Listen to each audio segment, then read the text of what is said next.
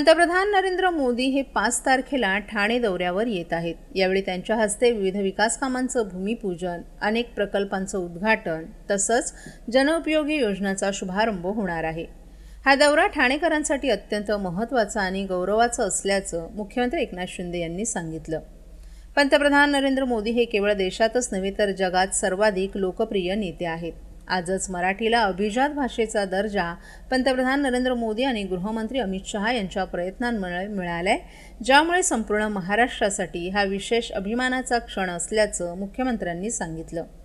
मुख्यमंत्री एकनाथ शिंदे यांनी आज पंतप्रधानांच्या सभास्थळाची पाहणी केली। सर्व तयारी जोरात सुरू आहे आणि या सभेला लाखोंच्या संख्येनं लोक हजेरी लावणार आहेत। ही सभा अभूतपूर्व असेल, अशी सभा याआधी कधीच पाहिली नसेल, असंही मुख्यमंत्र्यांनी सांगितलं। मुख्यमंत्री एकनाथ शिंदे यांनी ठाणेकरांना आवाहन करताना लोकांनी मोठ्या संख्येनं या ऐतिहासिक सभेत सहभागी व्हावं। ठाणेकर हे नियमित शिस्तबद्ध असतात, त्यामुळे या सभेतही त्यांनी नियमांचं पालन करून शांततेत सहभाग नोंदवावा, अशी आपली विनंती असल्याचं सांगितलं।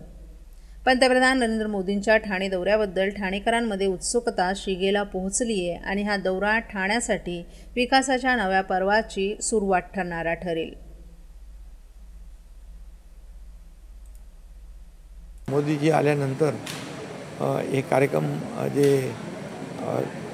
उपक्रम जे आहे ते सुरू होतील आणि त्यांना त्यामध्ये ठाण्याच्या विकासामध्ये अधिक भर पडेल आणि ठाण्याच्या विकासाच्या काय म्हणतो एक मानाचा तुरा फोगला जाईल। असे ठाणे ऐतिहासिक शहर आहे आणि ऐतिहासिक शहर आणि ऐतिहासिकपण जपण्याचा आपण प्रयत्न केला आहे। त्याच्यामध्ये 4 चांद लागतील एवढंच सांगतो। सर, नियोजन संदर्भात काही विशेष निर्देश संबंधित अधिकारी किंवा इतर लोकांना? नियोजन बघा, सगळे पूर्ण सर्व अधिकारी, लोकप्रतिनिधी सगळे इथे आपल्याला कामाला लागलेले आहेत। नियोजनामध्ये कुठली त्रुटी राहणार नाही, कारण प्रधानमंत्री महोदयांचा हा कार्यक्रम आहे, त्यामुळे सगळी काळजी आम्ही आणि आमची सर्व टीम घेणार। सर, किती लोक गर्दी? रेकॉर्ड ब्रेक आतापर्यंत सगळे रेकॉर्ड तुटतील आणि पुढे मोदी साहेबच याचा रेकॉर्ड तोडू शकते, अशा प्रकारची मोठी भूतो न भविष्यतो अशा प्रकारची ही सभा आणि अशा प्रकारचा हा लोकार्पणाचा भूमिपूजनाचा कार्यक्रम होतो। सर, सामान्य जनतेला जे येणार किंवा सर्व सामान्य जनतेला काही निर्देश देणार? सामान्य जनता निर्देश म्हणजे आपण फक्त शिस्तीचं पालन केलं पाहिजे। या ठिकाणी येताना आणि जाताना सुरक्षेचे सर्व उपाय त्याची खबरदारी घेतली पाहिजे आणि आपल्या ठाण्यामध्ये मोदीजी येत आहेत हा आपला अभिमान आहे आणि मग प्रत्येकाने सगळ्या गोष्टी ज्या आहेत नियमाच्या सगळ्या त्याचं पालन केलं पाहिजे आणि एक शिस्तप्रिय ठाणेकर हे दाखवलं पाहिजे।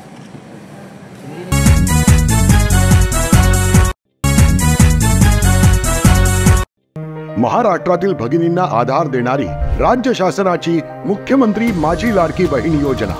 या योजनेअंतर्गत अल्प उत्पन्न गटातील 21 ते 65 वयोगटाच्या भगिनींना मिळणार दरमहा 1500 रुपयांची मदत। अर्ज करण्यासाठी 31 ऑगस्ट 2024 पर्यंत मुदतवाढ। कुटुंबाचं वार्षिक उत्पन्न 2.5 लाख रुपयांपेक्षा कमी असलेल्या महिला पात्र। कुटुंबाकडे पिवळं किंवा केशरी रेशन कार्ड असल्यास उत्पन्नाचा दाखला आवश्यक नाही। पांढरं रेशन कार्ड असेल किंवा रेशन कार्ड नसेल तर कुटुंबाचं वार्षिक उत्पन्न 2.5 लाखांपेक्षा कमी असल्याचा दाखला आवश्यक। योजनेसाठीचा ऑनलाईन अर्ज नारी शक्ती दूत ॲपवरून किंवा पोर्टलवर भरता येईल। ज्या भगिनींना ऑनलाईन अर्ज भरता येत नसेल त्यांच्यासाठी अंगणवाडी, ग्रामपंचायत, वॉर्ड ऑफिस, सेतू सुविधा केंद्रामध्ये किंवा आशाताई बचत गटाच्या CRP यांची मदत उपलब्ध। आता आपल्याला अभिमानाने म्हणता येईल, सुखी आणि सुरक्षित आहे माझी लाडकी बहीण।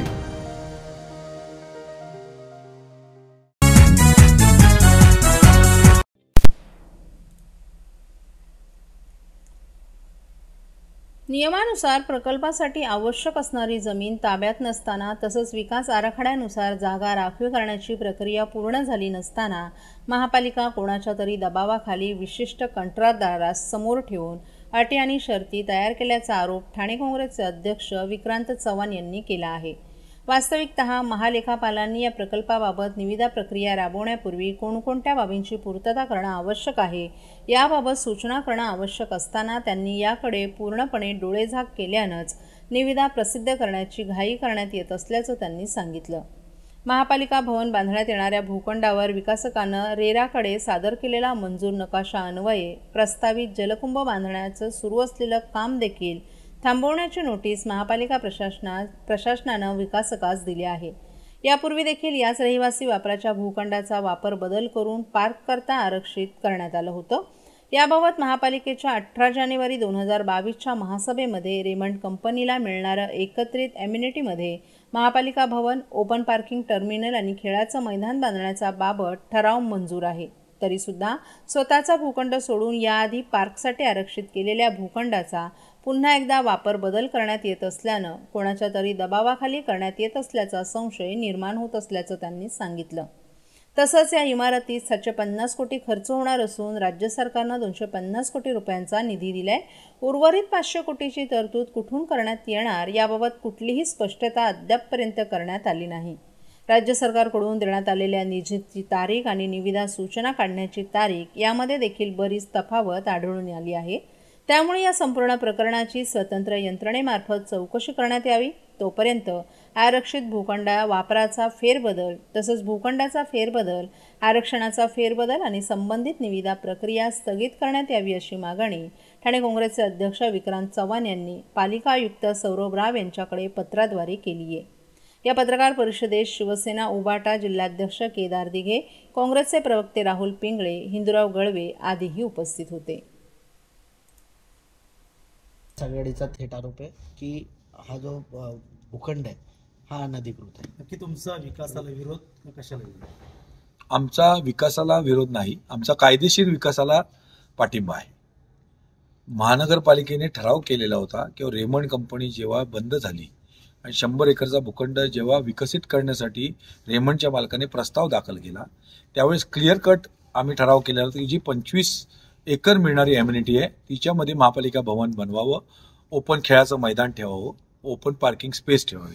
हा महापालिकेचा आमचा स्वतःचा प्राधिकरणाचा ठराव असताना आत्ता ती ॲम्युनिटी परत बिल्डरच्या घशात घालण्याचा प्रयत्न सुरू आहे आणि त्याच्या बदल्यात जे आरक्षणं आपली आहेत, पार्कची आरक्षणं, गार्डनची आरक्षणं, ती बाजूला करून त्या कोपऱ्यात आज कुठेतरी महापालिका भवन स्वखर्चाने बांधण्याचा जो घाट महापालिकेतर्फे सुरू आहे किंवा महाराष्ट्र सरकारतर्फे सुरू आहे ते चुकीचं आहे. रेमंडच्या मालकाने स्वतः कबूल केलेलं होतं की मी ॲम्युनिटीमध्ये स्वतःच्या खर्चाने विकासकाने दिलं होतं की आम्ही बांधून देऊ तुम्हाला महापालिका भवन, असं मी स्वतः ठराव केलेला होता. आम्ही महासभेत सर्वपक्षीय ठराव झालेला होता. महापौरांनी त्याच्यावर सही पण केलेली होती नरेश मस्केंनी आणि प्रताप सरनाईकांनी पण मागणी केलेली होती आणि ते कबूल केलेलं होतं. मग असं असताना तर ते बाजूला ठेवून बेकायदेशीररित्या 10 दिवसातच हे आरक्षण हटवून आणि ही निविदा घाईघाईत मागून बेकायदेशीर प्रक्रिया राबवून आत्ता केवळ PM येणार आहेत आणि PMना त्या ठिकाणी आणायचं आणि उद्घाटन करायचं, याला आमचा विरोध आहे. आणि तिथे स्थानिक जी जनता आहे जिला रेमंडने घरं विकली आहेत त्यांची पाण्याची टाकी बंद करून तोही भूखंड कब्जा करायचा, याला आमचा विरोध आहे. आणि तो पार्क हटवायचा, याला आमचा विरोध आहे. पर्यावरणाचा धोका निर्माण झालेला आहे. त्यामुळे महापालिका भवन पाहिजे पण ते योग्य ठिकाणी पाहिजे, ते रस्त्यावरती पाहिजे, सगळे तिथे जाऊ शकले पाहिजेत अशा ठिकाणी पाहिजे. ते कुठेतरी एका कोपऱ्यात घेऊन आज सगळ्या बिल्डिंगच्या मध्ये घेऊन काही उपयोग नाही, त्याला आमचा विरोध आहे. माई माऊलीची माया अनमोल माया ऊन सावली सुखाची ममतेची छाया तुला आठवतो मनी साठवतो दिसे आसवात ही तुम्हाला हे आई तू भासे ठाई ठाई हे आई तू भासे ठाई ठाई आई.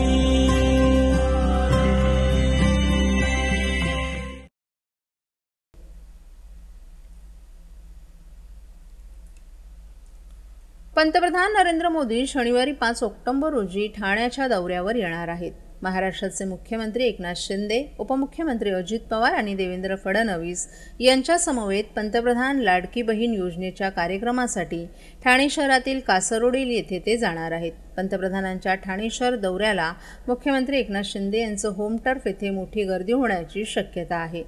महाराष्ट्र विधानसभेच्या निवडणुका 2024 जवळ आल्यानं या भेटीला राजकीय महत्त्व प्राप्त होणार आहे.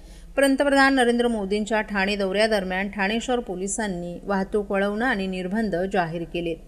गुरुवारी 3 ऑक्टोबरपासून हे निर्बंध लागू होणार असल्याचं पोलिसांनी सांगितलं.